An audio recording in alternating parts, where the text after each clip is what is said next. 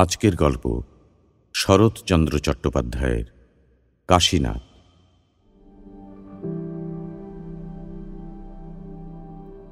রবীন্দ্র পরবর্তী বাংলা সাহিত্যের ইতিহাসে অপ্রতিদ্বন্দ্বী জনপ্রিয় অমর কথাশিল্পী শরৎচন্দ্র চট্টোপাধ্যায়।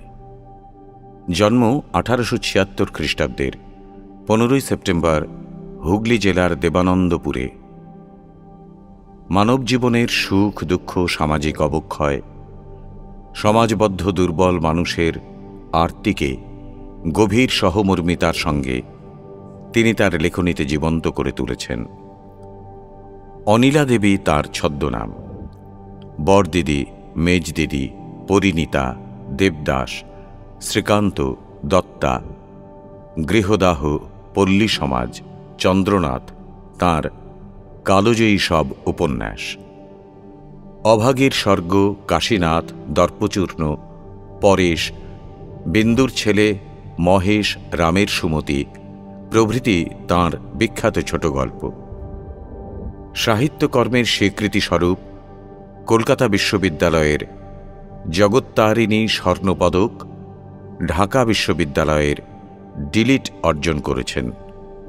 1938 খ্রিস্টাব্দের 16 জানুয়ারি এই মহান কথাশিল্পী শেষ নিঃশ্বাস ত্যাগ করেন। শুরু হচ্ছে শরৎচন্দ্র চট্টোপাধ্যায়ের কাশীনাথ।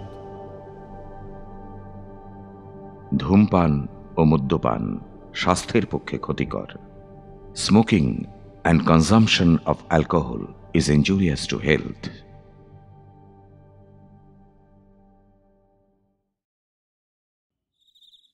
রাত 4টের সময় স্নানের পর পূজান্নিক শেষ করে টিকিটি বেশ উঁচু করে বেঁধে কাশীনাথ যখন স্বয়ং ধনঞ্জয় ভট্টাচার্যের টোলঘরের বারান্দায় বসে দর্শনের সূত্র ও ভাষ্য গুনগুন স্বরে কণ্ঠস্থ করত, তখন তার বাহ্য জগতের কথা আর মনে থাকত না। প্রশস্ত ললাট, দীর্ঘাকৃতি কাশীনাথ বন্দ্যোপাধ্যায় দর্শনশাস্ত্র গহনে প্রবেশ করে নিজেকে দিশেহারা করে ফেলত। তাকে সেই অবস্থায় দেখে কত লোক কত কথা বলতো। কেউ বলতো সে তার পিতার মতো পণ্ডিত হবে, কেউ বলতো পিতার মতো পড়ে পড়ে হয়তোবা পাগল হয়ে যাবে। যাঁরা তার বাতুল হবার আশঙ্কা করতেন তাদের মধ্যে কাশীনাথের মামা একজন। বাতুল হয়ে যাওয়ার আশঙ্কায় মামা তিরস্কার করতেন। সংসারের কাজকর্ম কিছুই দেখে না বলে মামি তাড়না করতেন।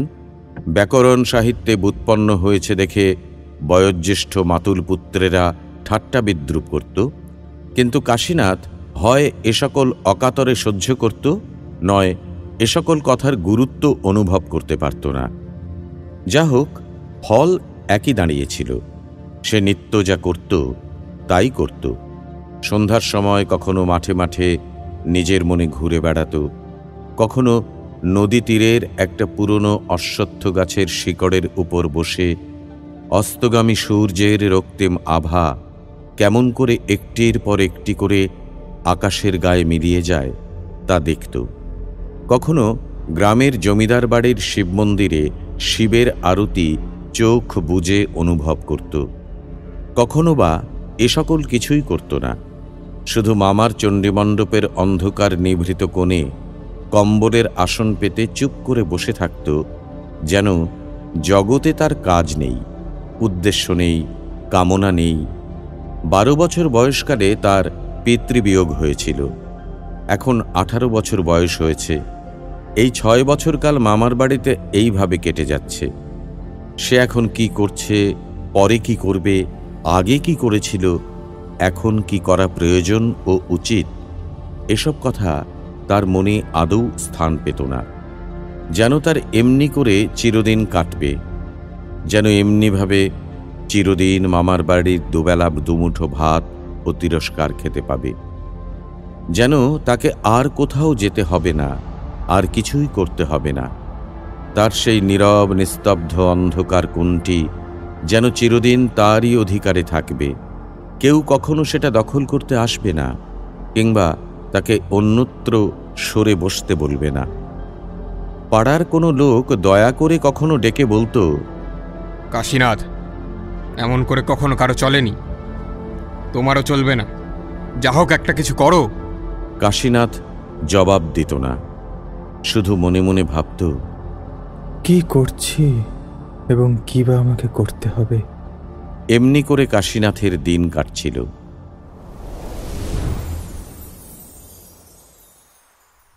ও গ্রামের জমিদারের নাম প্রিয়নাথ মুখোপাধ্যায়। প্রিয়নাথবাবু মহাকুলীন ও অতিশয় ধনবান। যখন দেখলেন এক কুলের খাতিরে এত বড়লোক হয়েও সর্বরূপ গুণযুক্ত পাত্র বহু অনুসন্ধান করার পরও পাওয়া গেল না, তখন তিনি কৌলিন্য প্রথার উপর একেবারে চটে গেলেন। গৃহিণীকে একথা বললে তিনি বললেন, আমার এক মেয়ে ছাড়া তো কেউ নেই, আমার আর কুল নিয়ে কি হবে? গ্রামেই গুরুদেবের বাড়ি। তাঁর মত জানতে চাইলে তিনি বললেন, হরি হরি, এও কি কখনো সম্ভব? বলি, তোমার অর্থের তো কোনো ভাবনা নেই। কোনো দরিদ্র কুলীন সন্তানকে কন্যাদান করে জামাতা ও কন্যাকে নিজের বাড়িতেই রেখে দাও, তা দেখতেও ভালো হবে, শুনতেও ভালো হবে। বলি, এত বড় বংশ, এত বড় কুল, তার মর্যাদা কি ছোট করতে আছে? হ্যাঁ? প্রিয়বাবু বাড়িতে এসে একথা জানালেন। গৃহিণী আহ্লাদে মত দিয়ে বললেন, তাই করো, যে কটা দিন বাঁচি কমলা আমার কাছেই থাক। তাই হল।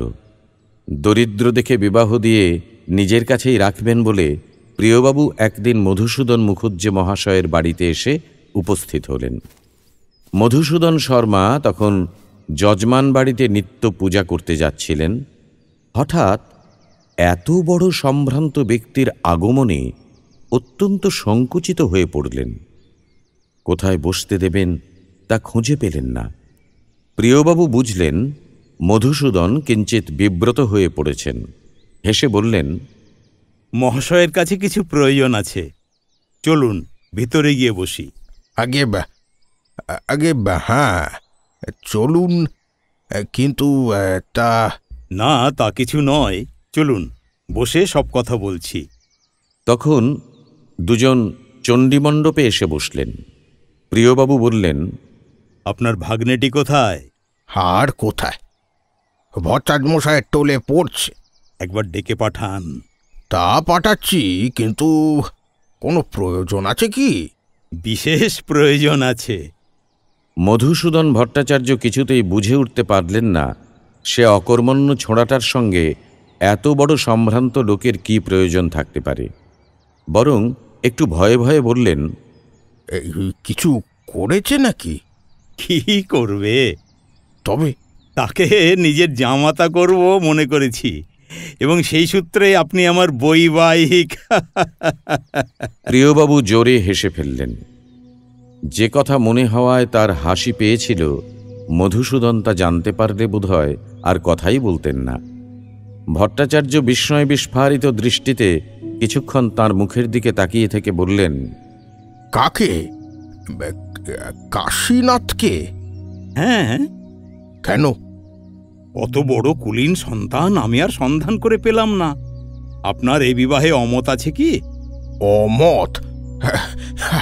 বলেন কি? আরে, তো পরম সৌভাগ্যের কথা, কিন্তু সে যে পাগল। পাগল? কই, এ কথা তো কখনো শুনিনি। আর কি, তার পিতাও পাগল ছিল কি না? কাশীনাথের পিতাকে প্রিয়বাবু বিলক্ষণ চিনতেন এবং এটাও জানতেন তাকে অনেকেই পাগল বলতো। প্রিয়বাবু কিছুক্ষণ চিন্তা করে বললেন, তার ছেলেটির নাম কি? কাশীনাথ বন্দ্যোপাধ্যায়। আচ্ছা, তাকে ডেকে পাঠান, আমি একবার দেখব। মধুসূদন ভট্টাচার্য তাকে ডাকতে পাঠালেন। যে ডাকতে গেল সে তাঁরই কনিষ্ঠ পুত্র।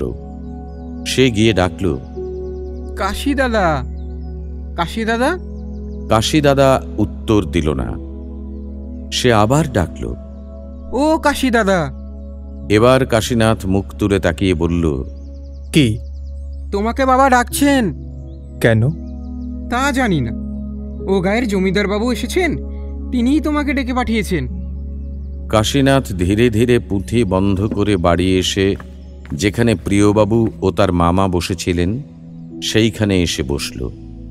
প্রিয়বাবু তাকে বেশ নিরীক্ষণ করে বললেন, ব্যাকরণ পড়েছ? কাশীনাথ ঘাড় নেড়ে জানাল সে পড়েছে। সাহিত্য?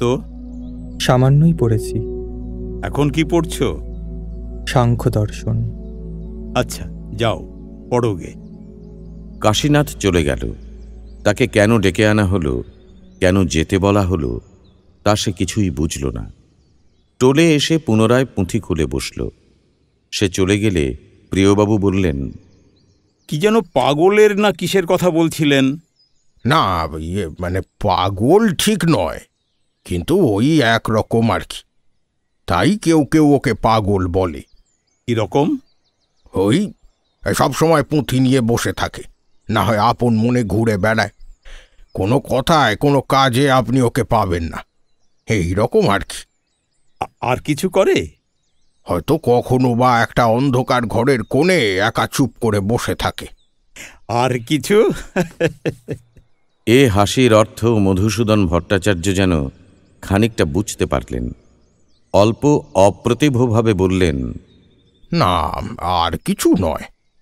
তবে বাড়ির ভেতর একবার জিজ্ঞাসা করে আসুন। তাদের যদি মত থাকে তাহলে এ মাসের মধ্যে বিবাহ দিয়ে ফেলি। ভিতরে এসে মধুসূদন গৃহিণীকে একথা জানালে তিনি যেন আকাশ থেকে পড়লেন। বিস্ময়ের মাত্রা একটু কমলে বললেন, কাশীর সঙ্গে প্রিয়বাবুর মেয়ের বিয়ে? তুমি কি পাগল হলে নাকি? আরে এতে পাগলের কথা আর কি আছে? নেই কি? কাশীনাথ কত বড় কুলীনের ছেলে মনে আছে কি? আমার হরির সঙ্গে হয় না? তোমার মত কি? আমার মত আর কি, হয় হোক। ব্রাহ্মণীর এতে আনন্দের সীমা নেই, বুঝলেন। উনি কাশীর জননী স্থানীয়া কিনা। তা যখন কাশীনাথ 2 বছরের, তখন আমার বোনের মৃত্যু হয়। সেই থেকে একরকম উনি তো মানুষ করছেন। তারপর যখন স্বর্গীয় বাঁড়ুজ্যে মশাই পরলোক গমন করলেন, তখন থেকে তো এইখানেই আছে। সমস্তই আমি জানি, তবে আজই সবকিছু স্থির করে ফেলুন।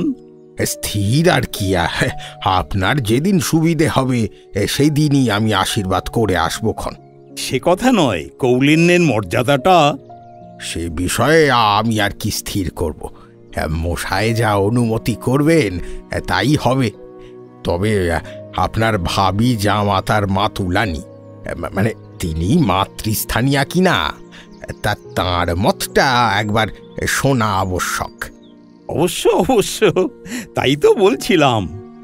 পরে মাতুলানির মত নিয়ে প্রিয়বাবুর ইচ্ছায় স্থির হয়ে গেল যে জননী স্থানীয়া ভট্টাচার্য গৃহিণী 1000 নগদ না নিয়ে কাশীনাথের বিবাহ কিছুতেই দেবেন না।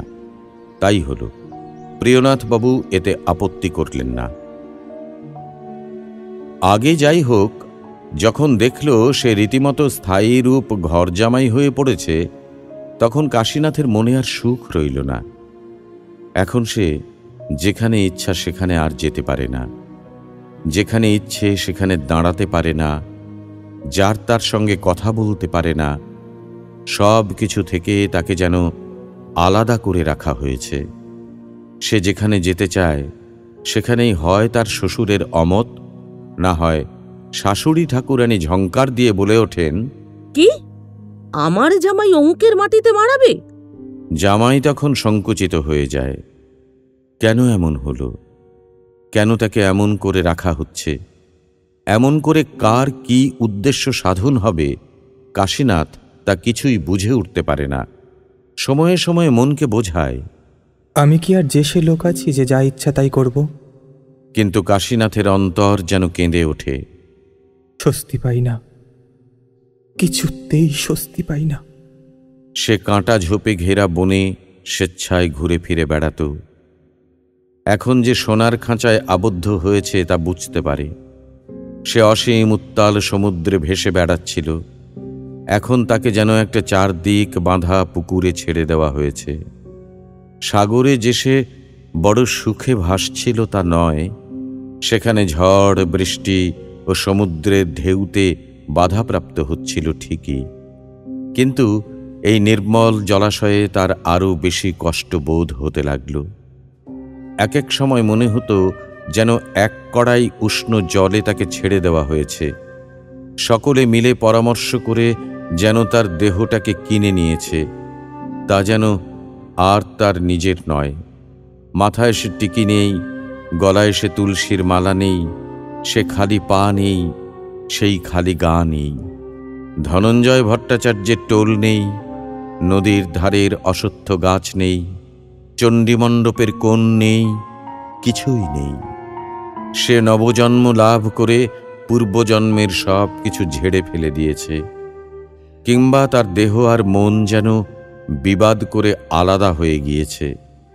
সন্ধ্যার সময় মনটা যখন নদীর ধারের অশ্বত্থ গাছের শিকড়ে কিংবা মাঠের ভিতর কৃষকদের মধ্যে ঘুরে বেড়ায়, দেহখানা তখন হয়তো চমৎকার পোশাকে আবৃত হয়ে গাড়ি চড়ে বেরিয়ে আসে। মনটা যখন কোমরে গামছা বেঁধে নদীর জলে ঝাঁপিয়ে পড়ে, দেহটা হয়তো তখন জলচৌকির উপর বসে ভৃত্যের হাতে সাবান জলে পরিষ্কৃত হতে থাকে।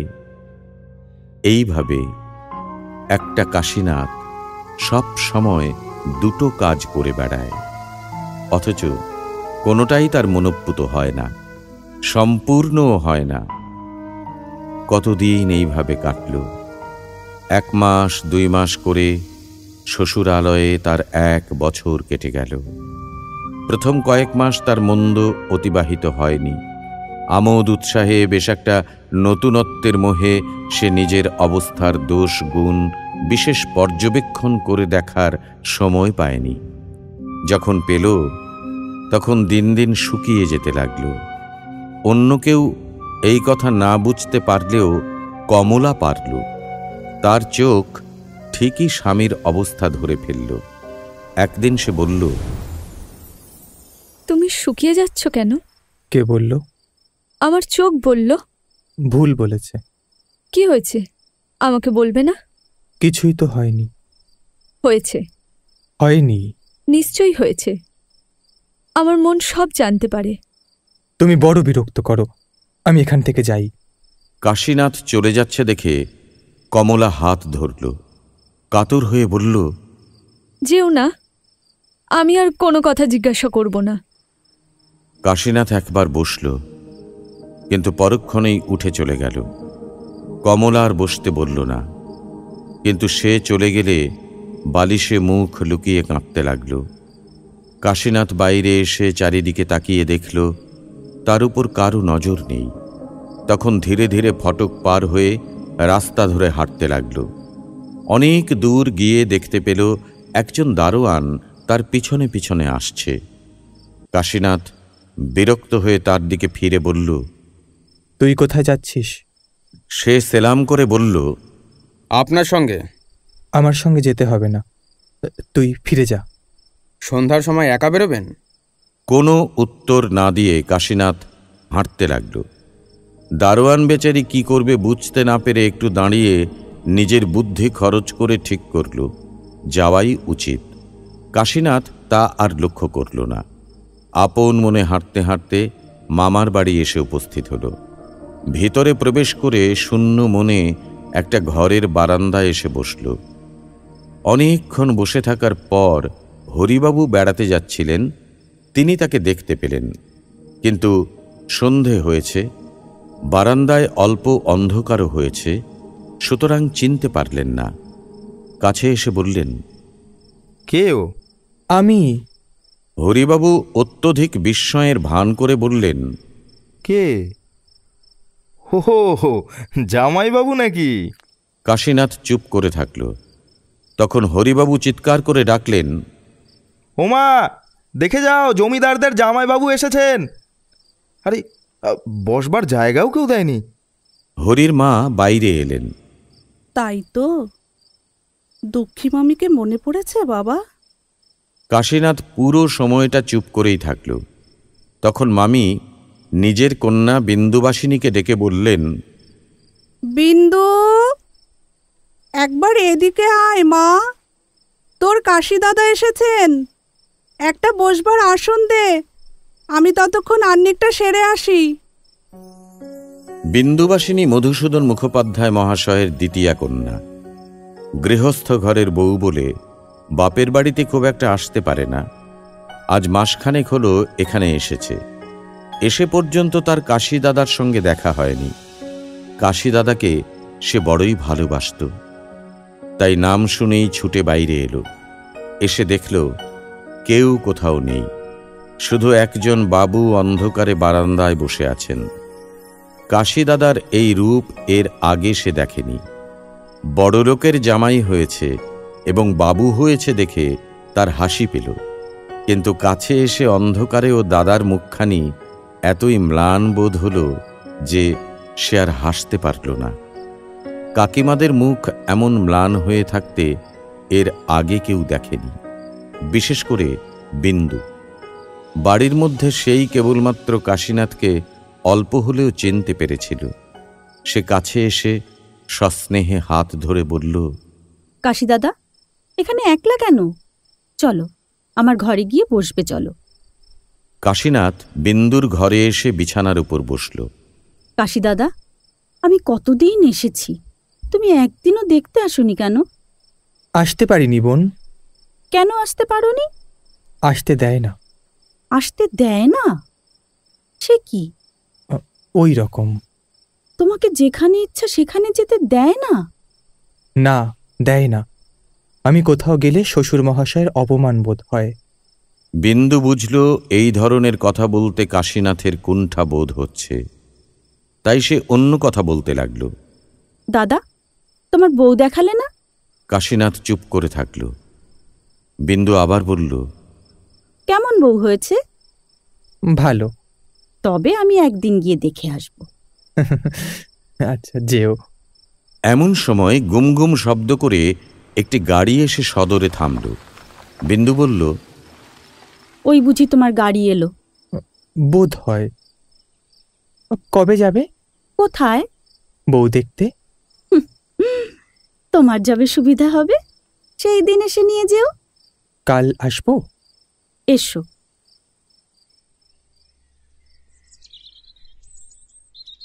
পরদিন কাশীনাথ গাড়ি নিয়ে নিজে আসলো। বিন্দুর যাবার সময় কোথা থেকে যেন হরিবাবু এসে পড়লেন। তিনি আসবার সময় গাড়ি দেখে কাশীনাথের আগমন খানিকটা অনুমান করেছিলেন। ভিতরে এসে বিন্দু কোথায় যাচ্ছে জিজ্ঞাসা করায় মা বললেন, বৌমাকে একবার দেখতে যাচ্ছে। কোন বৌমাকে? জমিদারের মেয়েকে? বিন্দু যদি ওখানে যায় তাহলে এ জন্মে আমি আর ওর মুখ দেখব না। সে কি রে, ভাইয়ের বউকে দেখতে যাবে, তাতে দোষ কি? দোষের কথা তোমাকে বুঝিয়ে দেওয়ার সময় নেই। বিন্দু যদি আমার কথা না শোনে তাহলে এ বাড়িতে সে যেন আর না আসে। হরিদাদা কি প্রকৃতির মানুষ বিন্দুর তা অজানা ছিল না। সে নিঃশব্দে ঘরে গিয়ে কাপড় চোপড় খুলে রাখল।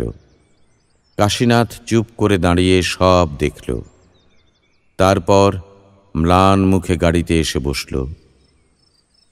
সন্ধ্যার সময় কমলা জিজ্ঞাসা করল, কই ঠাকুরজি এলেন না? তা জানি না। কেন? বোধহয় এখানে পাঠাতে তাদের লজ্জা বোধ হয়।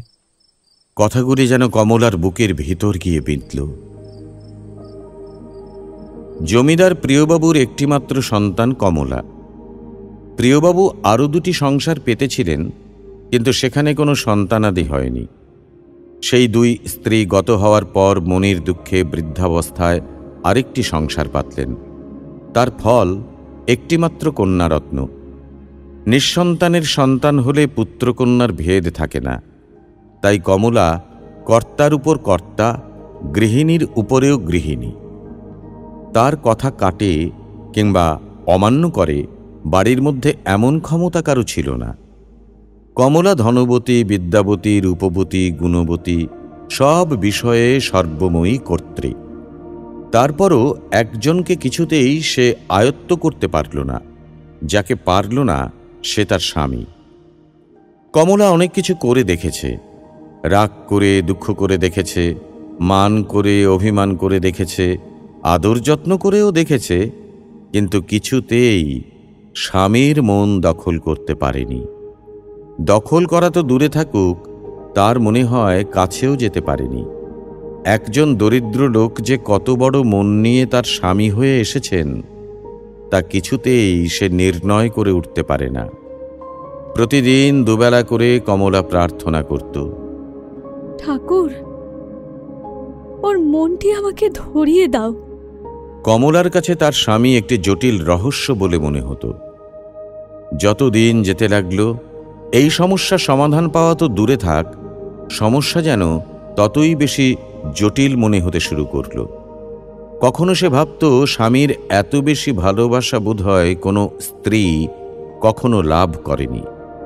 আবার কখনো মনে হতো এত দারুণ উপেক্ষাও বোধহয় কখনো কাউকে ভোগ করতে হয়নি। তারপরও দিন কাটতে লাগল কমলার। শুধু কাটে না কাশীনাথের, পুঁথিতেও আর মন বসে না। চুপ করে থাকতেও বিরক্তি লাগে, কথাবার্তা আমোদ আহ্লাদে তার প্রবৃত্তি হয় না। অমন হৃষ্টপুষ্ট শরীর ভেঙে যেতে লাগল ক্রমশ, তার গৌরবর্ণ কালো হতে লাগল। ক্রমশ কাশীনাথ এমন ক্ষয় হয়ে যাচ্ছে দেখে কমলা কপালে করাঘাত করল। এর আগে সে প্রতিজ্ঞা করেছিল এই কথা আর জিজ্ঞাসা করবে না, কিন্তু সেই প্রতিজ্ঞা আর রক্ষা করা চলে না। স্বামী ফিরলে তার পায়ে লুটিয়ে পড়ে কাঁদতে লাগল। কাশীনাথ বিব্রত হয়ে কমলার হাত ধরে তাকে তুলবার চেষ্টা করল, কিন্তু কিছুতেই তুলতে পারল না। কি হয়েছে? কাঁদছ কেন? কমলা কথা বলল না। অনেকক্ষণ কাঁদার পর কাশীনাথের পায়ের উপর মুখ রেখে বলল, তুমি আমাকে একেবারে মেরেই ফেলো, এমন একটু একটু করে পুড়িও না। কেন? কি করেছি? তা কি তুমি জানো না? কই, কিছুই না। আর যা ইচ্ছে করো, কিন্তু আমার দাঁড়াবার একটু স্থান রেখো। এবার কাশীনাথ কমলাকে তুলতে পারল। কাছে বসিয়ে নিয়ে আদর করে জিজ্ঞাসা করল, কি হয়েছে আমাকে বেশ করে বুঝিয়ে বলো দেখি। তুমি রোজ রোজ এমন হয়ে যাচ্ছ কেন? আমার শরীর কি বড় মন্দ হয়েছে?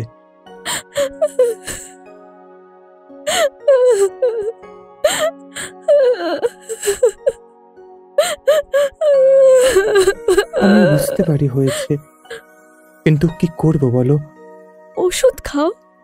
ওষুধে সারবে না। তবে কিসে সারবে? তা জানি না।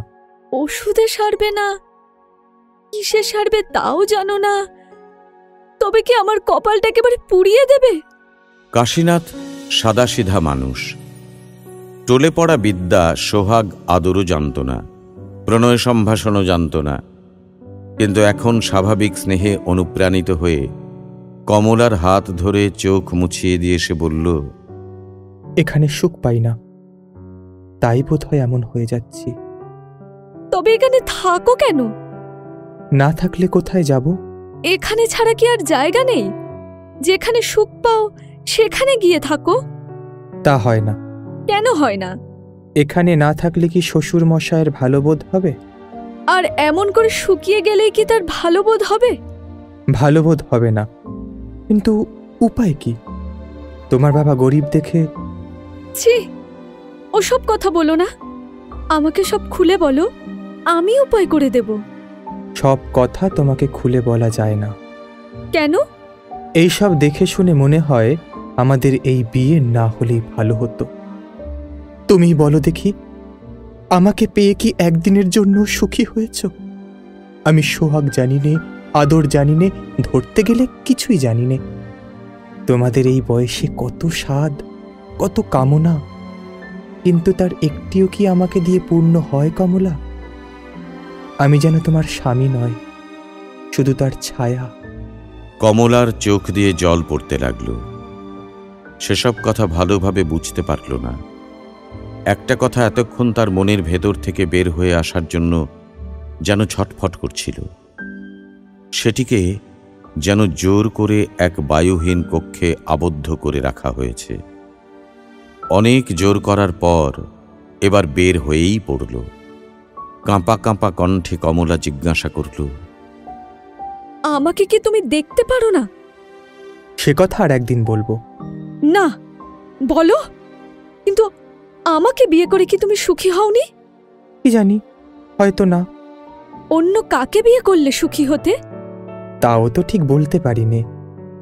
এ কথা শুনে যেন কমলার সর্বাঙ্গ জ্বালা করে উঠল। গৃহিণীর সেই জ্বর আর সারল না। 15 দিন মতো জ্বরে ভুগে সকলকে কাঁদিয়ে প্রাণ ত্যাগ করলেন। পত্নীর শোকে প্রিয়বাবু বড়ই কাতর হয়ে পড়লেন। এই বৃদ্ধ বয়সে তিনিও বুঝলেন আর বেশি দিন তাকেও পৃথিবীতে থাকতে হবে না। এবার কমলার অনেক কাজ বাড়ল। নিজের সুখ চিন্তা ছাড়াও পৃথিবীতে অনেক কিছু করতে হয়। বৃদ্ধ পিতা ক্রমশ অপটু হয়ে পড়ছেন। কমলা সর্বদাই তার পিতার কাছে কাছে থাকতে লাগল।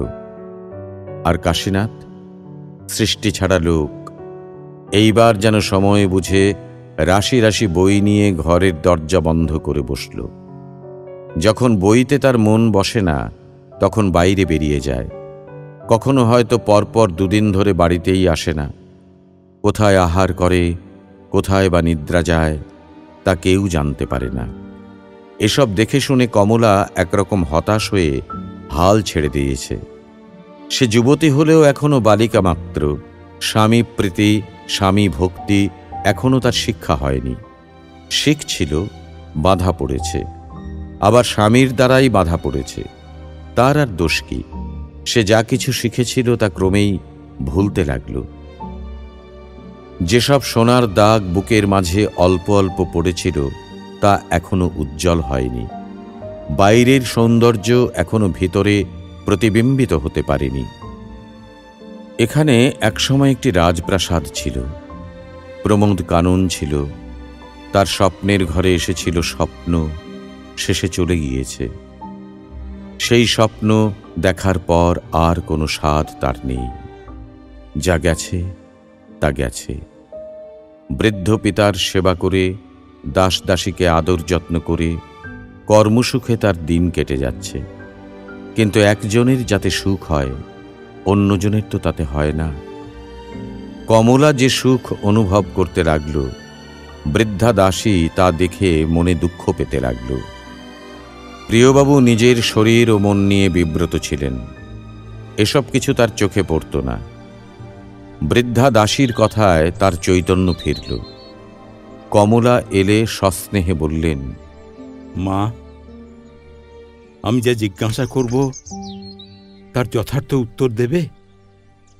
দেখো মা, আমাকে লজ্জা পাওয়ার কোনো প্রয়োজন নেই। বাপের কাছে বিপদের সময় কোনো কথা গোপন করতে নেই।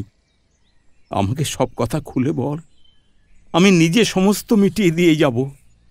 সুখে থাকবে বলে তোমাকে সুপাত্রের হাতে দিয়েছি। তুমি ছাড়া আমার আর কেউ নেই, কিন্তু তোমাকে অসুখী দেখে মরেও আমার সুখ নেই। সব কথা আমাকে খুলে বলবি নে মা? ঝগড়া হয়েছে বুঝি? না, ঝগড়া হয়নি? তবে সে বুঝি তোকে দেখতে পারে না? কমলার একবার ইচ্ছে হলো বলে তাই বটে, কিন্তু তা বলতে পারল না। স্বামী তাকে দেখতে পারে না, এমন কথা বলতে তার বুকে বাজল। সে চুপ করে থাকল। প্রিয়বাবু ম্লান মুখে হেসে বললেন, ও, তুই বুঝি দেখতে পারিস না? কমলা ভাবল তাই হবে হয়তো। সেই হয়তো দেখতে পারে না, কিন্তু সে কি কথা? সে তার স্বামীকে দেখতে পারে না? কমলা শিউরে উঠে নিজের অন্তরে ভালো করে দেখবার চেষ্টা করল। দেখল সেখানকার গান বাজনা বন্ধ হয়ে গেছে। শুধু মাঝে মাঝে 2-1 জন যেন জিনিসপত্র সরিয়ে নিয়ে আসছে, যাচ্ছে। তাদের হাতের ওই বাদ্যযন্ত্রে অসাবধানে কখনো হয়তো একটু আধটু সুর বেজে উঠেছে, কখনো হয়তো 2-1 জন অভিনেতা পাশ থেকে উঁকি মেরে দেখছে। কমলা কেঁদে উঠে আঁচল দিয়ে চোখ ঢাকল। প্রিয়বাবু অত্যন্ত কাতর হলেন। কেন কাঁদিস মা? বাবা, আমরা যেন কেউ কারো নয়। ছি মা, ও কথা কি মুখে আনে? তুই যার মেয়ে, সে যে আমার সর্বস্ব ছিল। এখনো রোজ রাত্রে সে আমার পায়ের কাছে এসে বসে থাকে। শুধু তোদের ভয়ে দিনের বেলা আসে না। সন্ধ্যা হয়ে আসছে, যদি সে এসে তোর এ কথা শুনতে পায় তাহলে মনে বড় দুঃখ পাবে। তখন সন্ধে হয়ে আসছিল, ঘরটা অন্ধকার হয়েছিল। কমলা সচকিতে চারিদিকে তাকিয়ে দেখল বাস্তবেই কেউ ঘরে এসেছে কিনা। কেউ কোথাও নেই দেখে আশ্বস্ত হল। সে তখন বাইরে এলো। তার পা কাঁপছিল, শরীর এত দুর্বল লাগছিল যেন শরীর থেকে অর্ধেক রক্ত কেউ বের করে নিয়েছে। তার সব কাজকর্ম শেষ করে যে ঘরে কাশীনাথ মাটির উপর আসন পেতে প্রদীপ জেলে পুঁথি নিয়ে বসেছিল সেখানে গিয়ে বসল। কাশীনাথ মুখ তুলে দেখল কমলা। বিস্মিত হয়ে বলল, তুমি যে? আমি এসেছি। এই বলে কাশীনাথ আবার পুঁথিতে মনঃসংযোগ করল। কমলা অনেকক্ষণ ধরে তার দিকে দেখল, তারপর হাত দিয়ে পুঁথি বন্ধ করে দিল। কাশীনাথ অবাক হয়ে মুখ তুলে বলল, বসো। বন্ধ করলে যে? দুটো কথা বলো। রোজ পড়ো, একটু না পড়লে ক্ষতি হবে না। এই জন্যে বন্ধ করে দিলে? শুধু তাই নয়, বিরক্ত হবে, বকবে, এর জন্যও বটে। কেন বিরক্ত হব কমলা? তোমাকে কি কখন আমি বকেছি বলো? কথা কও না, কাছে আসো না। বই না পড়লে কেমন করে দিন কাটবে বলো দেখি? জ্বর হয়েছে, আজ দুদিন কিছুই খাইনি। তা তুমি তো একবার খোঁজ নাওনি। কমলা মুখ তুলে দেখল তার স্বামীর মুখ বড়ই শুষ্ক। কপালে হাত দিয়ে দেখল গা গরম। তখন কেঁদে স্বামীর কোলের উপর লুটিয়ে পড়ল। লজ্জায় তার মরে যেতে ইচ্ছা হলো। কাঁদতে কাঁদতে বলল, তুমি আমার দোষ ভুলে গিয়ে আর একবার আমাকে নাও। তোমার সব ভার আমাকে নিতে দাও। আমি পারি, কিন্তু তুমি রাখতে পারবে কি? কেন পারবো না? দেখি। আমাকে নাও। অনেক দিন নিয়েছি, কিন্তু তুমি বুঝতে পারো না। এখন হয়তো সবসময় ঠিক বুঝতে পারবে না। কমলা প্রদীপের আলোয় সেই মুখ যতটা পারল দেখে নিল। একবার যেন মনে হল সে মুখে ছাই ঢাকা অনেক আগুন আছে, মন ঢাকা অনেক মধু আছে। মুহূর্তের জন্য যেন তার আত্মবিস্মৃতি ঘটল। সে আবেগ জড়িত কণ্ঠে বলে উঠল, কেন তুমি এতদিন তোমাকে চিনতে দাওনি? কেন এতদিন আমাকে লুকিয়ে রেখে আমাকে এত কষ্ট দিলে? আনন্দ উচ্ছ্বাসে কমলা স্বামীর গলা জড়িয়ে ধরল। কাশীনাথের চোখ থেকেও সেদিন জল পড়তে লাগল। পরের দিন প্রিয়বাবু কাশীনাথকে ডেকে পাঠালেন। বাপু, আমি আর বেশি দিন বাঁচব না। আমার পুত্র নেই। বিষয় আশয় যা কিছু রেখে যেতে পারলাম তা সমস্তই তোমাদের রইল। যে কটা দিন বাঁচি তার মধ্যে সমস্ত বুঝে সুঝে নাও, না হলে কিছুই থাকবে না। অপরে সমস্ত ফাঁকি দিয়ে নেবে। আজ্ঞা করুন। আজ্ঞা কি করব? কাল থেকে সকালবেলাটা একবার করে কাছারি ঘরে গিয়ে বসো। যে আজ্ঞে। মা, বুড়ো হয়েছি, বিষয় দেখতে পারি না, তাই কাশীনাথকে আমার জমিদারির সমস্ত ভার দিলাম। পরবর্তীকালে তার কাজ করতে অসুবিধে না হয় এই জন্য মাঝে মধ্যে উপদেশ দেব। কয়েকদিন তিনি নিজে কাছারি ঘরে গিয়ে কাশীনাথকে জমিদারি সংক্রান্ত অনেক বিষয় বুঝিয়ে দিলেন। সেও হাতে একটা কাজ পেয়ে খুশি হল। জমিদার বাড়ির ভিতরে ভিতরে যে একটা দাহ উপস্থিত হয়েছিল, অনেক দিন পরে তার জ্বালা যেন ধীরে ধীরে কমে যেতে লাগল। কাশীনাথ নিয়মিতভাবে কাছারির কাজকর্ম করে, কমলা নিয়মিতভাবেই সংসার চালিয়ে যায় এবং প্রিয়বাবু নিয়মিতভাবে বিছানায় শুয়ে থাকেন। সংসার বেশ স্বচ্ছন্দে চলছিল, কিন্তু কিছুদিন পরেই প্রিয়বাবুর শরীরের অবস্থা ক্রমশ খারাপ হতে লাগল। এমন অবস্থায় একদিন তিনি কমলাকে ডেকে বললেন, আমি উইল করেছি। পরে বালিশের নিচ থেকে একটি কাগজ বের করে পড়তে লাগলেন। আমার স্থাবর অস্থাবর সমস্ত সম্পত্তির অর্ধেক আমার জামাতা কাশীনাথকে ও অপর অর্ধেক কন্যা কমলা দেবীকে দান করলাম। কেমন, ভালো হয়নি মা? কেন মা, তোমার মন মতো হয়নি কি? এই উইল তিনি বিশেষ করে কমলাকে খুশি করবার জন্যই করেছিলেন। তার মনে মনে বিশ্বাস ছিল তার স্বামী সম্পত্তির মালিক হলে কমলাও অত্যন্ত খুশি হবে, কিন্তু কমলা যে কথা ভাবছিল তা মুখে বলতে লজ্জা পেল। প্রিয়বাবু আবার জিজ্ঞাসা করলেন, কিছু বলবে কি? হ্যাঁ, কি মা? সমস্ত বিষয় আমার নামে লিখে দাও। সে কি কথা মা?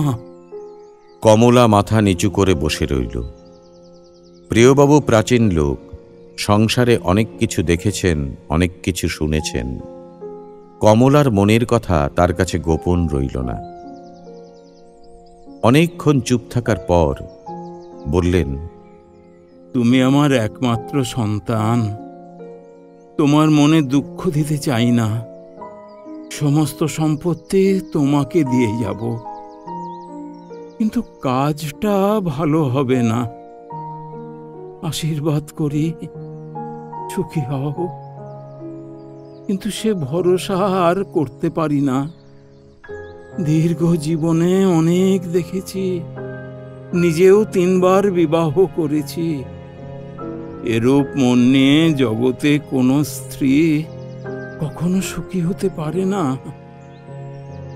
দেখতে ভালো হবে, তুমি খুশি হবে, এই মনে করে তোমাদের দুজনকেই সমান ভাগ করে সমস্ত বিষয় দিয়ে যাচ্ছিলাম। জানতাম তুমি আর সে ভিন্ন নও। আচ্ছা বল দেখি মা, কি জন্য তার বিষয় প্রাপ্তিতে তোমার অমত হচ্ছে? বিষয় পেলে আর আমার দিকে ফিরেও তাকাবে না। বিষয় না পেলে? আমার হাতে থাকবেন। আমি কাশীনাথকে চিনি, কিন্তু তুমি চেনো না। সে ঠিক তার বাপের মতো। যদি তোমায় দেখতে না পারে, তাহলে বিষয় পেলেও দেখতে পারবে না, না পেলেও দেখতে পারবে না। আর কমলা, এমন করেই কি স্বামীকে হাতে রাখা যায় রে মা? জোর করে বনের বাঘ বশ করতে পারা যায়, কিন্তু জোর করে একটি ছোট ফুলকেও ফুটিয়ে রাখা যায় না।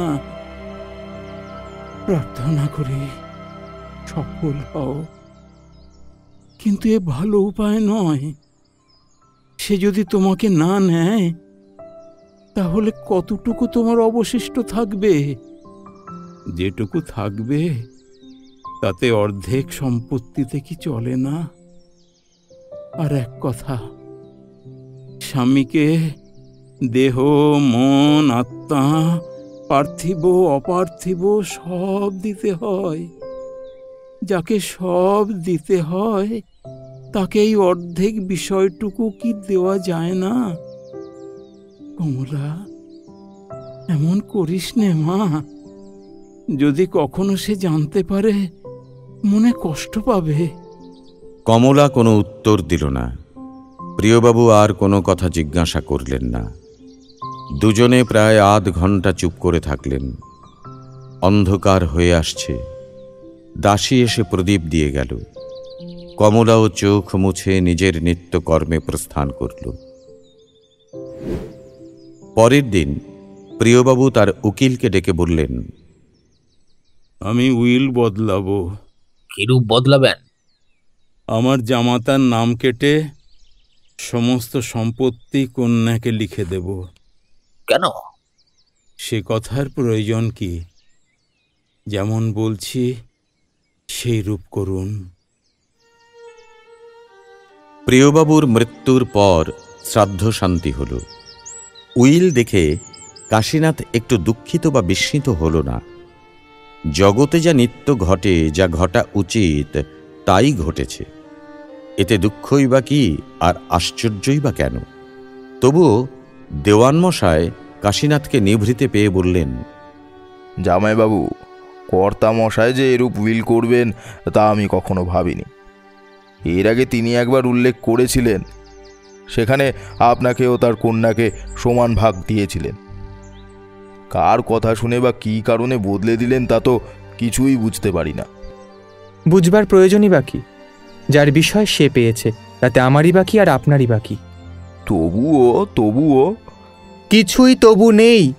বস্তু তো আমার সম্পত্তিতে অধিকার কি, বরং আমাকে অর্ধেক দিয়ে গেলেই আশ্চর্য হবার কথা ছিল বটে। আরও আমাকে অর্ধেক দেওয়াও যা, তাকে সমস্ত দেওয়াও তাই। কিছু প্রভেদ আছে কি? না না, প্রভেদ কিছু নেই। আমি শুধু কর্তামশায়ের কথা বলছিলাম। তার অভিপ্রায় আমি অনেকটাই জানতাম, এই জন্যই এ কথা বলছিলাম আর কি। তিনি তার কর্তব্যই করেছেন। ভেবে দেখুন, স্ত্রীর স্বামীর ভিন্ন গতি নাই, কিন্তু স্বামী স্ত্রী ভিন্ন অন্য গতি আছে। আমি দরিদ্র, একেবারে অতটা বিষয় নিজে হাতে পেলে হয়তো কুফল ফলতে পারে, এই আশঙ্কায় বোধ হয় পূর্বের উইল বদলে দিয়ে গিয়েছেন। বৃদ্ধ দেওয়ানমশাই কাশীনাথকে বরাবর পণ্ডিত মূর্খ টুলো ভট্টাচার্য মনে করতেন। তার মুখে এইরকম বুদ্ধির কথা শুনে ধন্যবাদ না দিয়ে থাকতে পারলেন না। এইভাবে বৃদ্ধ উত্তরোত্তর কাশীনাথের অভিজ্ঞতার যত পরিচয় পেতে লাগলেন, অন্যদিকে কমলার উত্তরোত্তর তত অজ্ঞতার পরিচয় পেতে লাগলেন। হাজার পরিশ্রমে, হাজার চেষ্টায় কমলা কিছুতেই স্থির করতে পারে না এই দুই হাত পা সমন্বিত মানুষটি কিসে নির্মিত। মনটা তার নিজের শরীরের ভেতর রেখেছে, না অন্য কারোর কাছে জমা দিয়ে এসেছে। সে দেখে সকলে যা করে তার স্বামীও তাই করে। আহার করে, নিদ্রা যায়, জমিদারির কাজকর্ম, সংসারের কাজকর্ম সমস্তই করে। সব বিষয় যত্নশীল, অথচ সব বিষয়ে যেন উদাসীন। কি যে তার স্বামী ভালোবাসে, কি যে তার অধিক পছন্দ, এতদিনেও কমলা তা ধরতে পারল না। কমলার অসুখের সময় কাশীনাথ অক্লান্তভাবে দিন রাত তার বিছানার পাশে বসে থাকত। সে মুখে কাতরতা, সেই বুকে কত স্নেহ, কত ভালোবাসা, যেন তা ফুটে উঠত। আবার ভালো হওয়ার পর কমলা পথের মাঝে পড়লেও কাশীনাথ ফিরেও তাকায় না, মুখ তুলে দেখে না, নিজের মনে নিজের কাজ করে যায়। কমলা অভিমান করে দুদিন কথা না বলে দেখেছে, কোনো ফল হয়নি। কাশীনাথ কাছে এসে আবার চলে যেত। না জিজ্ঞাসা করত, না কাঁদত, না কিছু বলত। আবার কথা বললে হেসে কথা বলত, না কোনোদিন বিরক্তি প্রকাশ করত, না কোনোদিন জিজ্ঞাসা করত। কেন দুদিন কথা বলনি? কেন রাগ করেছিলে? তুমি আমাকে উপেক্ষা করলে আমিও উপেক্ষা করতে জানি। আর এত তোমাকে ভালোবাসি না যে তুমি আমায় পায়ে মারিয়ে যাবে আর আমি ধুলোর মতো তোমার চরণতলে পড়ে থাকব। কমলা দেখা হলে অন্যদিকে মুখ ঘুরিয়ে গম্ভীরভাবে চলে যায়, যেন প্রকাশ করতে চায়, তোমাকে দয়া করে স্বামী বলে গ্রহণ করেছি বলে এমন মনে করো না যে তোমার পায়ে আমার প্রাণ পড়ে আছে, এবং সেজন্য যখন দেখা হবে তখনই মিষ্টি হাসি দিয়ে প্রীতি সম্ভাষণ করব। আমার কাজের সময় সামনে পড়লে আমিও দেখতে পাই না। যখন সে কোনো দাসদাসীকে তিরস্কার করতে থাকে, তখন কাশীনাথ তার প্রতিবাদ করলেও সে কথা আদৌ কানে না তুলে যা বলছিল কমলা তাই বলতে থাকে, যেন সে বলতে চায়, আমার দাস, আমার দাসী, আমার বাড়ি, আমার ঘর, আমার যাকে যা ইচ্ছে তাই বলবো। কিন্তু এতে কি আর তৃপ্তি হয়? এমন করে কি আর বাসনা পূর্ণ হয়? তৃপ্তি হতো যদি কাছে না থেকে এক বিন্দু টলাতে পারত। যাই করো সে তার প্রশান্ত গম্ভীর মুখখানি নিয়ে পরিষ্কারভাবে বুঝিয়ে দেয় যে সে নিজের মতো নিজেই নিশ্চিতভাবে বসে আছে। সুমেরু শিখরের মতো তাকে এক বিন্দু স্থানচ্যুত করার ক্ষমতা কারো নেই। যত খুশি ঝড় বৃষ্টি আসুক, যত খুশি গাছপালা ওলটপালট হয়ে যাক, কিন্তু তাকে টলানো যাবে না। আচ্ছা, কমলা কি ভালোবাসে না? বাসে, কিন্তু সেই ভালোবাসা অনন্ত ও অতলস্পর্শী নয়। কমলা যেন রেখা নির্দিষ্ট করে বলতে চায়, তুমি এর বাইরে যেও না, গেলে আমি সহ্য করতে পারবো না। হয়তো তখনও ভালোবাসবো, কিন্তু তোমার মর্যাদা রক্ষা করব না। একদিন সে বৃদ্ধা দাসীর কাছে মনের দুঃখে কেঁদে বলল, বাবা আমাকে একটা জানোয়ারের হাতে সঁপে দিয়ে গেলেন। কেন দিদি? কেন আবার জিজ্ঞাসা করিস? তোরা সবাই মিলে আমাকে কেন হাত পা বেঁধে জলে ফেলে দিসনি? ও কথা কি বলতে আছে? কেন বলতে নেই? তোরা যে কাজটা করতে পারলি, আমি তার কথা মুখেও একবারও বলতে পারবো না? না না, তা নয়। উনি দিব্যি মানুষ, তবে একটু পাগলামি ছিট আছে। ওর বাপেরও ছিল। তুই চুপ কর, পাগলের কথা মুখে আনিস না। বাপ পাগল হলেই কি আর ছেলে পাগল হয়? পাগল একটুকুও নয়, শুধু ইচ্ছা করে আমাকে কষ্ট দেয়।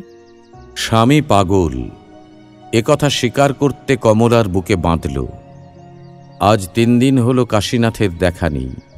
2 দিন কমলা ইচ্ছে করেই কোনো খোঁজ নিল না, কিন্তু 3 দিনের দিন উদ্বিগ্ন হয়ে বাইরে দেওয়ানকে বলে পাঠালো, বাবু 2 দিন ধরে বাড়িতে আসেনি।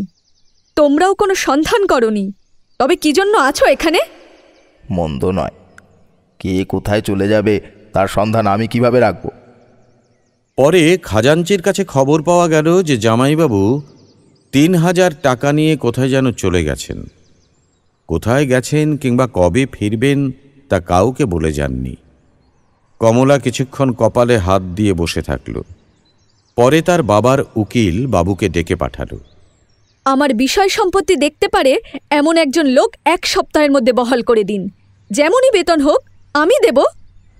কলকাতার একটি ক্ষুদ্র অপ্রশস্ত গলির ভিতর একখানা ছোট একতলা বাড়িতে সমস্ত দিন জলে ভিজে 1 হাঁটু কাদা পাক নিয়ে কাশীনাথ প্রবেশ করল। তার হাতে 2 শিশি ঔষধ। এই বাড়ির একটি ঘরে নিচের বিছানায় একজন রোগী শুয়েছিলেন। তার কাছে বসে একজন স্ত্রীলোক তার মাথায় হাত বুলোচ্ছিলেন। কাশীনাথ প্রবেশ করলে স্ত্রীলোকটি বললেন, কাশী দাদা, এত জলে ভিজে এলে কেন? কোথাও দাঁড়ালে না কেন? তা কি হয় বোন, জলে ভিজে ক্ষতি হয়নি, কিন্তু দাঁড়ালে হয়তো হতো। তা বটে। বিন্দু বুঝল কাশী দাদার কথা অসত্য নয়, তাই চুপ করে গেল। এই কবছর ধরে বিন্দু যে ক্লেশ ভোগ করে আসছে তা কেবল সেই জানে। আমরা তার বাপের বাড়িতে তাকে শেষ দেখেছিলাম, আর দেখিনি। এখন একটু তার কথা বলি। যেদিন সে জমিদারের মেয়েকে দেখতে যাওয়ার সমস্ত উদ্যোগ করেও যেতে পারেনি, তারপর তিনি গোপালবাবুর কঠিন ব্যাধির খবর পেয়ে তাকে স্বামীর বাড়ি চলে আসতে হয়েছিল। সেই সে দেখেছিল তার শ্বশুরের সত্যিই বড় কঠিন ব্যামো হয়েছে। সকলে মিলে যথাসাধ্য চিকিৎসা করালো, কিন্তু গোপালবাবুর কিছুতেই প্রাণ রক্ষা হল না। অসুখ বেশি বাড়াবাড়ি হলে গোপালবাবু বলেছিলেন,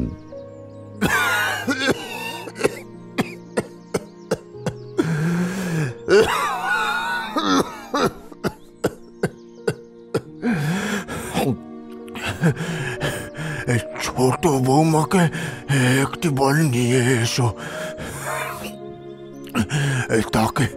তাকে একবার দেখব।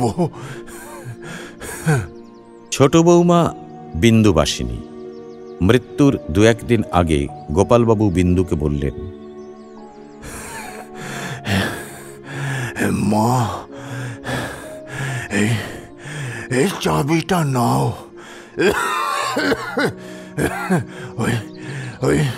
ওই বাক্সে যা রইল সব তোমাকে দিলাম।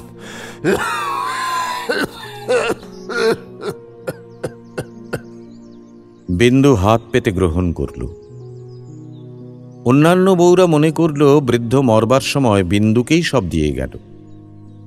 আরও একটা কথা, গোপালবাবু অসুখের মধ্যেই একদিন 4 সন্তানকেই কাছে ডেকে বলেছিলেন,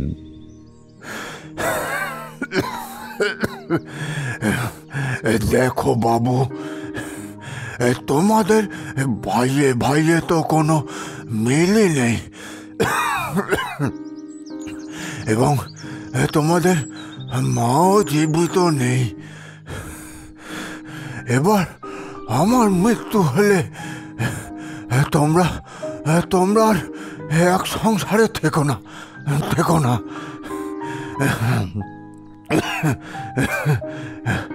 মিথ্যে কলহ করে আলাদা হয়ে যাওয়ার আগেই যেটুকু সদ্ভাব আছে তাই নিয়েই সব পৃথক হও।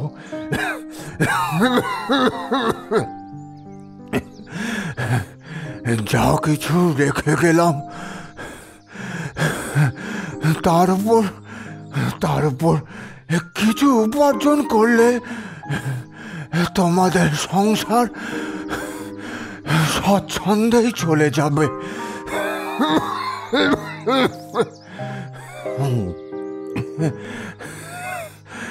পিতার মৃত্যুর পরে সকলে আলাদা হওয়ার পর বিন্দু একদিন বাক্স খুলে দেখল ভিতরে একখানি রামায়ণ ও একখানি মহাভারত ছাড়া আর কিছুই নেই। নিরাশ হলেও বিন্দু স্বর্গীয় শ্বশুরমশাইয়ের দান মাথায় তুলে নিল। তার স্নেহের দান, এই আমার রত্ন।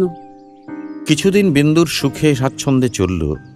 তারপর থেকে শুরু হলো বিপদ। বিন্দুর স্বামী যোগেশবাবু অসুখে পড়লেন। বিন্দু শরীর পাত করে সেবা শুশ্রূষা করল, কয়েকখানি জমি বন্ধক দিয়ে চিকিৎসা করালো, কিন্তু কিছুতেই কিছু হল না। গ্রামের কয়েকজন প্রতিবেশী তখন কলকাতায় গিয়ে চিকিৎসা করানোর কথা বলল। বিন্দুবাসিনী নিজের সমস্ত গয়না বিক্রি করে স্বামীকে নিয়ে কলকাতায় এলো। এখানেও বহু রকমের চিকিৎসা করানোর জন্য অবশিষ্ট জমিগুলি ক্রমশ বন্ধক দিতে হলো, কিন্তু রোগের কিছু হল না। অর্থাভাবে এখন ভালোভাবে চিকিৎসা করার উপায়ও রইল না। তখন সে তার 2 ভাসুরকে লিখল। তারাও অগ্রজের পন্থায় অবলম্বন করে চুপ করে থাকল। বিন্দু বুঝল এখন হয় উপবাস করতে হবে, না হয় বিষ খেয়ে মরতে হবে। স্ত্রীর মুখ দেখে যোগেশবাবু সবটাই বুঝতে পারতেন। একদিন তাকে কাছে বসিয়ে সস্নেহে হাত ধরে বললেন, বিন্দু, আমাকে বাড়ি নিয়ে চল। মরতে হয় সেখানেই মরব, এখানে ফেলবার লোক পাবে না। এবার বিন্দু দেখল মরণই নিশ্চিত, কেননা অন্য কোনো উপায় নেই। অবশেষে সে লজ্জার মাথা খেয়ে একথা কাশীনাথকে পত্রের মাধ্যমে জানাল। পরের ঘটনা তো অজানা নয়। আসবার সময় কাশীনাথ অনেক টাকা এনেছিল। সেই টাকা দিয়ে শহরের উৎকৃষ্ট ডাক্তারদের মত জিজ্ঞাসা করায় সকলেই বলল যে বায়ু পরিবর্তন না করলে আরোগ্য হবে না। কাশীনাথ সকলকে নিয়ে বৈদ্যনাথে উপস্থিত হল। এখানে থেকে মাস 2 মধ্যেই সবাই বুঝতে পারল যোগেশবাবু এই যাত্রা বেঁচে গেলেন। তবুও বাড়ি ফেরবার সময় এখনো হয়নি। সেজন্য তাদেরকে এখানে রেখেই কাশীনাথ বাড়ি ফিরে এলো। সকালে কমলার সঙ্গে দেখা হলে সে জিজ্ঞাসা করল, কখন এলে? রাত্রে এসেছি। কমলা নিজের কাজে চলে গেল। কাশীনাথ বাইরে এসে কাছারি ঘরে প্রবেশ করল। বহুদিন পর তাকে দেখে কর্মচারীরা উঠে দাঁড়াল। শুধু একজন সাহেবী পোশাক পরা যুবক নিজের কাজেই চেয়ারে বসে রইল। একজন আগন্তুককে দেখে অন্যান্য কর্মচারীরা যে সম্মান করল, নব্য বাবুটি বোধহয় তা দেখতে পেলেন না। কাশীনাথ নিজে একটি চেয়ার টেনে বসল। এই নতুন লোকটি ম্যানেজার হয়ে এসেছেন। নাম শ্রী বিজয় কিশোর দাস। কলকাতায় বিএ পাশ করেছিলেন এবং অতিশয় কর্মদক্ষ লোক, তাই উকিলবাবু এনাকে ম্যানেজারি পদে নিযুক্ত করেছেন। ম্যানেজার অনেকক্ষণ পর কাশীনাথের দিকে তাকিয়ে বললেন, মশাইয়ের কোনো প্রয়োজন আছে কি? না, প্রয়োজন নেই, কাজকর্ম দেখছি মাত্র। ইনি আমাদের জামাইবাবু। বিজয়বাবু চেয়ার থেকে উঠে প্রীতি সম্ভাষণ করলেন। এমন সময় একজন ভৃত্য এসে বিজয়বাবুকে বলল, ভিতরে মা একবার আপনাকে ডাকছেন। বিজয়বাবু প্রস্থান করলে কাশীনাথ ভৃত্যকে ডেকে জিজ্ঞাসা করলেন, ইনি কে? নতুন ম্যানেজার। কে রাখলো? এই মাই রেখেছেন। কেন? বোধহয় কাজকর্ম সুবিধে মতো হচ্ছিল না বলে। এখন কোথায় গেলেন? বাড়ির ভিতরে। কাশীনাথ আর কোনো কথা জিজ্ঞাসা না করে ভেতরে এলো। আসবার সময় দেখল একটি ঘরের পর্দার সম্মুখে বিজয়বাবু দাঁড়িয়ে আছেন এবং তার অন্তরাল থেকে আরেকজন মৃদুস্বরে কথা বলছেন। কার কথা বলছেন কাশীনাথ বুঝতে পারল, কিন্তু কোনো কথা না বলে সেদিকে একবারও না তাকিয়ে আপন মনে চলে গেল। দুপুরে কমলার সঙ্গে আরও একবার তার দেখা হলো। কমলা গম্ভীরভাবে জিজ্ঞাসা করল, শরীর ভালো আছে তো? কাশীনাথ সেইভাবে ঘাড় নেড়ে জানালো, আছে। আর কোনো কথা না বলে কমলা চলে গেল। একদিন সকালবেলা কাশীনাথ ম্যানেজারবাবুকে ডেকে পাঠালো। ভৃত্যমুখে ম্যানেজার জবাব দিলেন, এই ম্যানেজার বাবু বললেন এখন সময় নেই, সময় হলে তিনি আসবেন ক্ষণ। কাশীনাথ তখন নিজেই ঘরে এসে বিজয়বাবুকে ভেতরে ডেকে বললেন, আপনার সময় নেই বলে আমি নিজে এসেছি। আজ আমার 500 টাকার প্রয়োজন আছে, সময় হলে তা উপরে পাঠিয়ে দেবেন। কি প্রয়োজন? তা আপনার শোনবার প্রয়োজন নেই।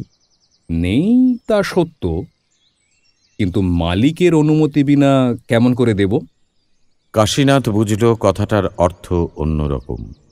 বলল, আমার কথাই বোধহয় যথেষ্ট। অন্য অনুমতির প্রয়োজন আছে? আছে, যাকে তাকে টাকা দিতে নিষেধ আছে।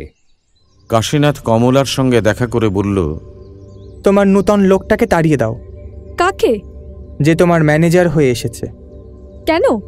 তার দোষ কি? আমার সঙ্গে ভালো ব্যবহার করেনি। কি করেছে? আমি ডেকে পাঠিয়েছিলাম, কিন্তু না এসে চাকরের মুখে বলে পাঠালো আমার সময় নেই, যখন হবে তখন যাব। হয়তো সময় ছিল না। সময় না থাকলে কেমন করে আসবে? বেশ, সময় ছিল না বলে যেন আসতে পারিনি, কিন্তু আমি নিজে গিয়ে যখন টাকা চাইলাম তখন বললে যে মালিকের হুকুম ছাড়া দিতে পারি না। কত টাকা চেয়েছিলে? 500। দিলে না? না। তুমি আমায় টাকা দিতে কি নিষেধ করেছ? হ্যাঁ, যা তা করে টাকাগুলো উড়িয়ে দিতে আমার ইচ্ছে নেই। কাশীনাথ পাথরের কাশীনাথ হলেও মনে দুঃখ পেল। এই ধরনের ব্যবহার বা এই ধরনের কথা সে এর আগে আর কখনো শোনেনি। ক্ষুব্ধ হয়ে বলল, আমাকে দেওয়া কি উড়িয়ে দেওয়া? যেমন করেই হোক, নষ্ট করার নামই উড়িয়ে দেওয়া। প্রয়োজনে ব্যয় করার নাম নষ্ট করা নয় কমলা। কিসের প্রয়োজন? একজনকে দিতে হবে। দিতে তো হবে, কিন্তু পাবে কোথায়? নিজের থাকে তো দাওগে, আমি বারণ করব না। কাশীনাথ চুপ করে রইল। কথাটা তার কানে অগ্নিশলাকার মতো প্রবেশ করল। বাইরে এসে সে নিজের ঘড়ি, আংটি প্রভৃতি বিক্রি করে 500 টাকা বৈদ্যনাথে পাঠিয়ে দিল। নিচে এক স্থানে লিখে দিল, আর কিছু চাস না বোন, আমার আর কিছুই নেই। সেদিন থেকে কাশীনাথ আর ভিতরে প্রবেশ করে না। কমলাও কোনো খোঁজ নেয় না। এমনভাবে কিছুদিন কাটার পর একদিন একজন ভৃত্য এসে বলল, আপনার কাছে একজন বিরামবন আসতে চান। পরক্ষণেই কাশীনাথ বিস্মিত হয়ে দেখল একজন বৃদ্ধ ব্রাহ্মণ হাতে পইতে জড়িয়ে কাছে এসে দাঁড়াল। আপনি মহৎ ব্যক্তি, ব্রাহ্মণকে স্বল্পশান্ত করবেন না। কি হয়েছে? আপনার তো কত আছে, কিন্তু আমার ওই জমিটুকু ছাড়া অন্য উপায় নেই। ওটুকু আর নেবেন না। সব কথা খুলে বলুন।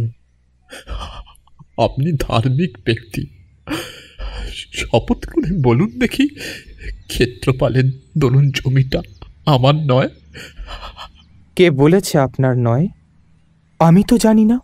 যখন মোকদ্দমা হয়েছে তখন মোকদ্দমা করব এবং আপনাকে সাক্ষী মানব।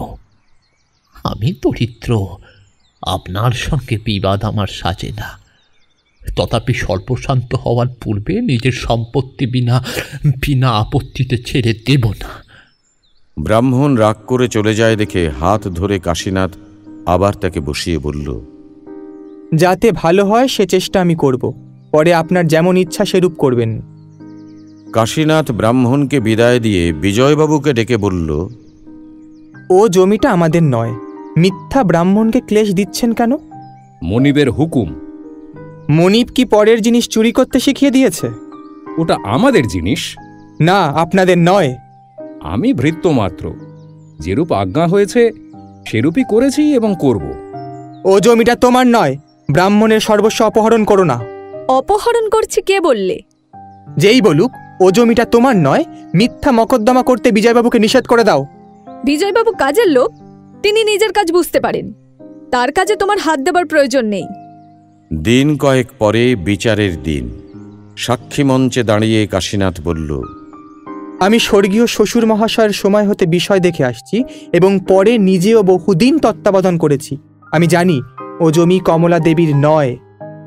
বিজয়বাবু মোকদ্দমা হেরে শুষ্ক মুখে বাড়ি ফিরে আসলেন। অপরপক্ষ দুই হাত তুলে কাশীনাথকে আশীর্বাদ করে গৃহে প্রস্থান করল।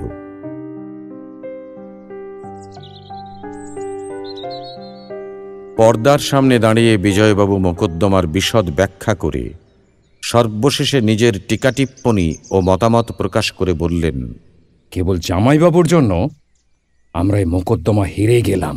তখন পর্দার আড়ালে 1 গুণ কমলা 10 গুণ হয়ে ফুলতে লাগল। অনেকক্ষণ পরে ভিতর থেকে কমলা বলল, আপনি ভিতরে আসুন, অনেক কথা আছে।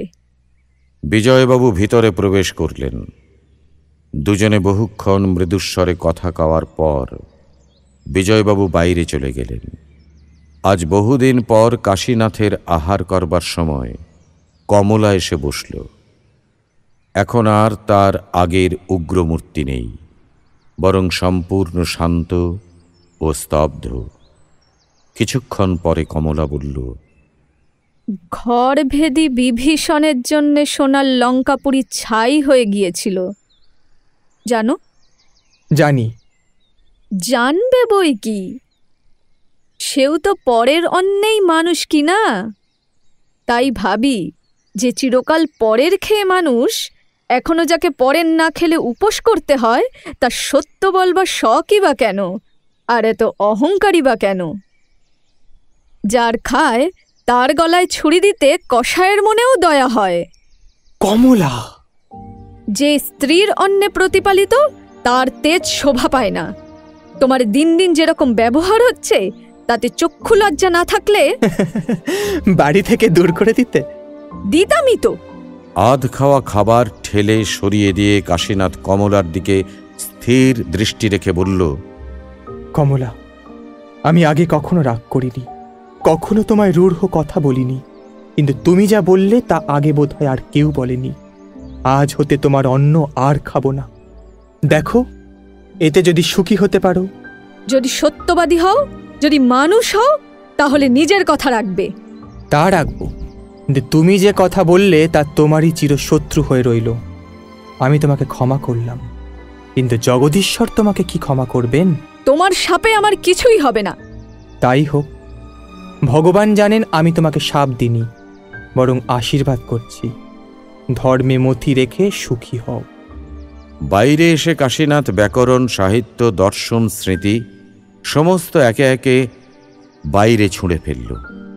ভৃত্যদের ডেকে নিজের যা কিছু ছিল সমস্ত কিছু বিলিয়ে দিল। তারপর রাত্রে কমলার ঘরের দরজায় আঘাত করে ডাকল, কমলা, কমলা।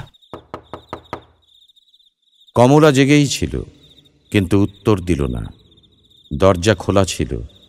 কাশীনাথ দরজা ঠেলে ভিতরে প্রবেশ করে দেখল কমলা চোখ বুজে বিছানায় শুয়ে আছে। কাছে বসে মাথায় হাত দিয়ে কাশীনাথ আবার ডাকল, কমলা,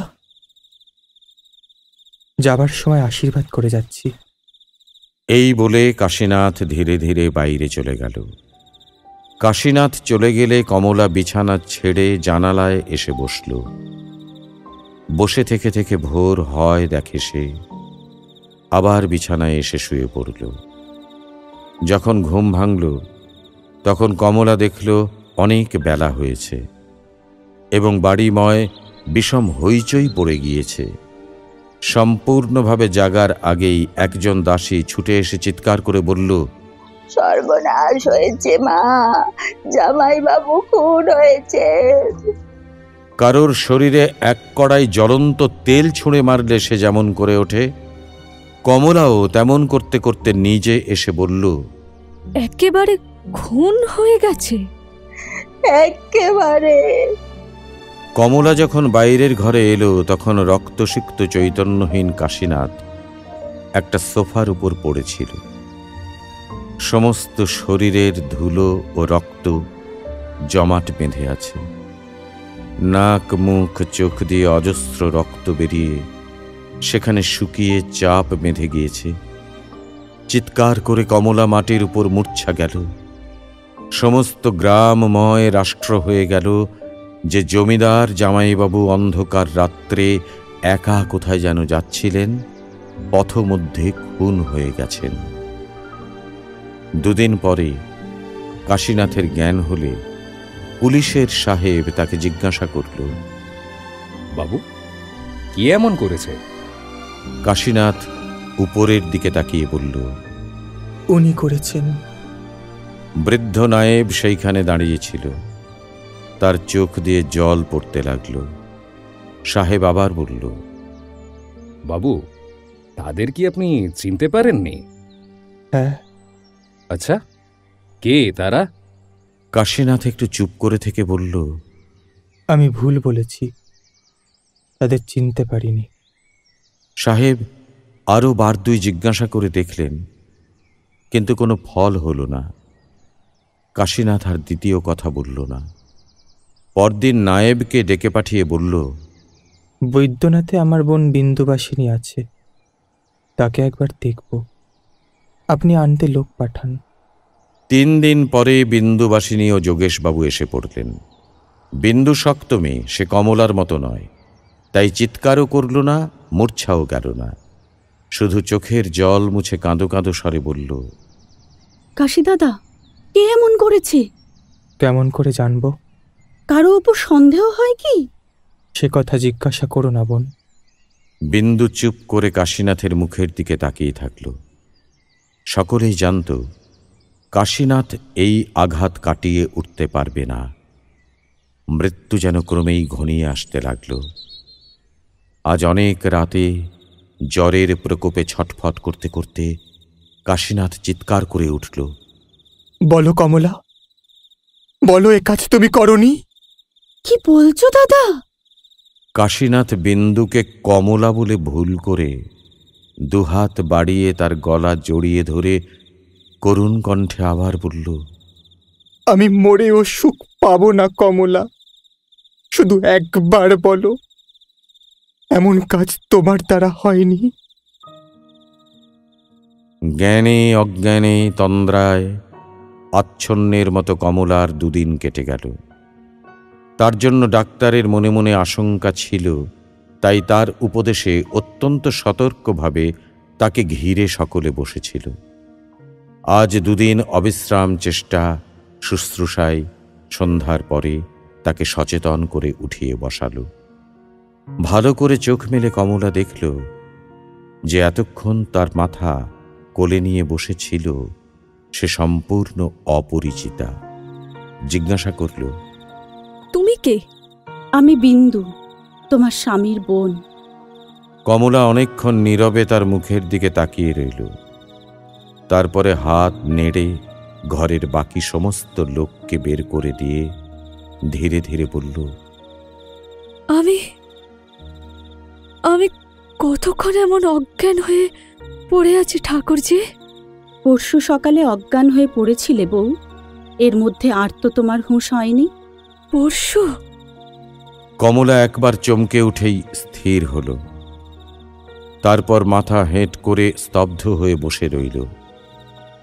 অনেকক্ষণ পর্যন্ত তার কোনো প্রকার সাড়া না পেয়ে বিন্দু শঙ্কিত হয়ে তার ডান হাতখানি নিজের হাতের মধ্যে টেনে নিয়ে ডাকল, বউ, ভয় করো না ঠাকুরজি, আমি আর অজ্ঞান হব না। সে যে মনের মধ্যে নিজেকে সচেতন করে তুলবার জন্য নিঃশব্দে প্রাণপণ চেষ্টা করছে, বিন্দু তা বুঝল। তাই সেও ধৈর্য ধরে চুপ করে রইল। আরও কিছুক্ষণ একইভাবে বসে থাকার পর কমলা কথা বলল, তুমি যে আমাকে নিয়ে এই দুদিন বসে আছো ঠাকুরজি, আমার সেবা করতে কি করে তোমার প্রবৃত্তি হলো? আমি নিজে তো কখনো এমন করতে পারতাম না। কেন প্রবৃত্তি হবে না বউ? তুমি তো আমার পর নও। আমাদের পরিচয় নেই বটে, কিন্তু দাদার মতো তুমিও আমার আপনার। তার মতো তোমার সেবা করাও তো আমার কাজ। বউ, তুমি জানো না, কিন্তু এসে পর্যন্ত আমার কি করে যে দিন কেটেছে সে ভগবানই জানেন। একবার দাদার ঘর আর একবার তোমার ঘর। তার কাছে যখন যাই তখন তোমার জন্য প্রাণ ছটফট করে, আবার তোমার কাছে এসে বসলে তার জন্যে ব্যাকুল হয়ে উঠি। বিকেলবেলা থেকে তিনি একটু সুস্থ হয়ে ঘুমোচ্ছেন দেখে তোমার কাছে স্থির হয়ে বসতে পেরেছিলাম। এ যাত্রা দাদা রক্ষে পাবেন এ আশাই তো কারো ছিল না বউ। বেঁচে আছেন? বেঁচে আছেন বই কি? কমলার মুখখানি হঠাৎ উজ্জ্বল হয়ে উঠে আবার মরা মানুষের মতো বিবর্ণ হয়ে গেল। একবার তার আপাদমস্তক থরথর করে কেঁপে উঠল এবং পরক্ষণে সংজ্ঞা হারিয়ে বিন্দুর কোলের উপর ঢলে পড়ল। বিন্দু চেঁচামেচি করে কাউকে ডাকল না, তার মাথা কোলে করে বসে নিঃশব্দে পাখার বাতাস করতে লাগল। এই মেয়েটির স্বাভাবিক ধৈর্য যে কত বড় সে পরীক্ষা তার স্বামীর অসুখের সময়ই হয়ে গিয়েছিল। মৃত্যু যার স্বামীর শিয়রে এসে বসেও তাকে বিচলিত করতে পারেনি, এখন কমলার জন্য সে অস্থির হয়ে উঠল না। কিছুক্ষণ পর জ্ঞান ফিরলে কমলা চোখ মেলে একবার দেখল সে কোথায় আছে। তারপর সেই কোলের উপরেই উপর হয়ে প্রাণপণে নিজের বুক চেপে ধরে কাঁদতে লাগল। তার ক্রন্দন এত গাঢ়, এত গুরুভার যে তা বিন্দুর ক্রোড়ের মধ্যে শুকিয়ে জমাট বেঁধে যেতে লাগল। তার এক বিন্দুর তরঙ্গ ঘরের বাইরে কারোর কানে পৌঁছল না। সেবা শুশ্রূষার ভার চাকর দাসীদের উপর দিয়ে বাইরে থেকে খবর নেওয়াই তাদের নিয়ম। হঠাৎ কমলা জিজ্ঞাসা করল, আচ্ছা ঠাকুরজি, তোমার দাদার জ্ঞান হলে আমাকে কি একবারও খোঁজ করেননি? একবার করেছিলেন। বলেই বিন্দু হঠাৎ থেমে গেল। কমলা সেটা লক্ষ্য করল, কিন্তু প্রশ্ন না করে শুধু উৎসুক ব্যাকুল দৃষ্টিতে বিন্দুর মুখের দিকে তাকিয়ে রইল। বিন্দু কিছুক্ষণ চুপ করে থেকে বলল, দাদার জ্ঞান হলে তিনি আমাকে তুমি মনে করে গলা ধরে চেঁচিয়ে উঠেছিলেন। বলো কমলা, এ কাজ তুমি করনি? আমি মরেও সুখ পাবো না কমলা, শুধু একবার বলো এ কাজ তোমার দ্বারা হয়নি? তারপরে? আমি তো জানি নে বউ, তিনি কোন কথা জানতে চেয়েছিলেন। আমি জানি ঠাকুরজি, তিনি কি জানতে চান। তুমি সে ঘরে যেও না বউ। কেন যাব না? ডাক্তার নিষেধ করেছিলেন, তুমি গেলে ক্ষতি হতে পারে। আমার ক্ষতি আমার চেয়ে ডাক্তার বেশি বোঝে না ঠাকুরজি। আমি তার কাছেই চললুম। ঘুম ভেঙে আবার যদি জানতে চান আমাকে তো তার জবাব দিতে হবে। আমি মাথা সোজা রেখে চলতে পারবো না বোন। আমাকে দয়া করে একবার তার কাছে দিয়ে এসো ঠাকুরজি।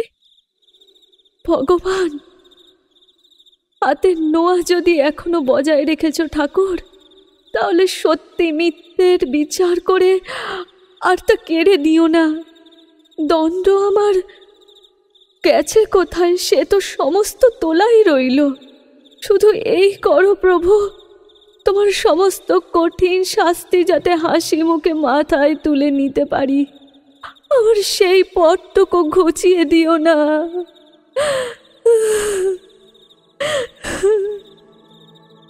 স্বামীর ঘরে ঢুকে কমলা কিছুতেই নিজেকে স্থির রাখতে পারল না। তার দুদিনের উপোস করা দেহ ও ততোধিক দুর্বল মস্তিষ্ক ঘুরে গিয়ে স্বামীর পদতলে পড়ে গেল। কাশীনাথ জেগেই ছিল। কে একজন তার পায়ের কাছে বিছানার উপর পড়ল, সেটা সে টের পেল, কিন্তু ঘাড় তুলে দেখবার সাধ্য ছিল না। তাই জিজ্ঞাসা করল, কে? বিন্দু? না দাদা, ও। কাশীনাথ চুপ করে রইল। বিন্দু আবার বলল, সামলাতে না পেরে মাথা ঘুরে পড়ে গেছে দাদা। আজ রাতে আমি আসতে মানা করেছিলাম। আমি নিশ্চয়ই জানতাম দুদিনের পরে এইমাত্র যার জ্ঞান হয়েছে সে কিছুতেই এই ঘরে ঢুকে নিজেকে সামলে রাখতে পারবে না। হ্যাঁ বোন, না এলেই তার ভালো ছিল। সে ভালো কি কেউ পারে দাদা? তুমি ভালো হয়ে ওঠো, কিন্তু এই দুটো দিন বউয়ের যে কেমন করে কেটেছে সে আমি জানি আর ভগবান জানে, নিজেও বোধ করি জানে না। ভগবানের নামে কাশীনাথ চোখ বুজে তার বাইরের দৃষ্টি নিমেষের মধ্যে ফিরিয়ে নিয়ে ভেতরের দিকে দিল, যেখানে বিশ্বের সমস্ত নরনারীর অন্তর্যামী চিরদিন অধিষ্ঠিত আছেন। তাঁর শ্রীচরণে যেন এই প্রশ্ন নিবেদন করে দিয়ে সে মুহূর্তের জন্য অপেক্ষা করে রইল। তারপর চোখ মেলে বলল, আমার প্রাণের আর কোনো আশঙ্কা নেই কমলা, উঠে বসো। দাদা, তুমি আমার কাছে যে কথা জানতে চেয়েছিলে বউ তার উত্তর দিতে এসেছে। আর কারুকে কোনো জবাব দিতে হবে না বিন্দু। যে দুদিন ও অচেতন হয়ে পড়েছিল তার মধ্যে আমার সমস্ত জবাব পৌঁছে গেছে। বলে বাঁ হাতে ভর দিয়ে কাশীনাথ উঠে বসল। ডান হাতে কমলার মাথাটি জোর করে তুলবার চেষ্টা করে ডাকল, কমলা। কমলা সাড়া দিল না, তেমনি সজোরে পায়ের উপর মুখ চেপে পড়ে রইল। তেমনি তার দুই চোখ বেয়ে অশ্রুধারা বইতে লাগল। বিন্দু ব্যস্ত হয়ে পড়ল। তুমি উঠো না দাদা, ডাক্তার বলেন আবার যদি। ডাক্তার যাই বলুক বোন, আমি তোদের বলছি আর ভয় নেই। এ যাত্রায় আমাকে তোরা ফিরিয়ে এনেছিস। তারপরে কমলার রুক্ষ চুলগুলি হাতের মধ্যে নিয়ে ক্ষণকাল নীরবে নাড়াচাড়া করে কাশীনাথ পুনরায় শুয়ে পড়ল।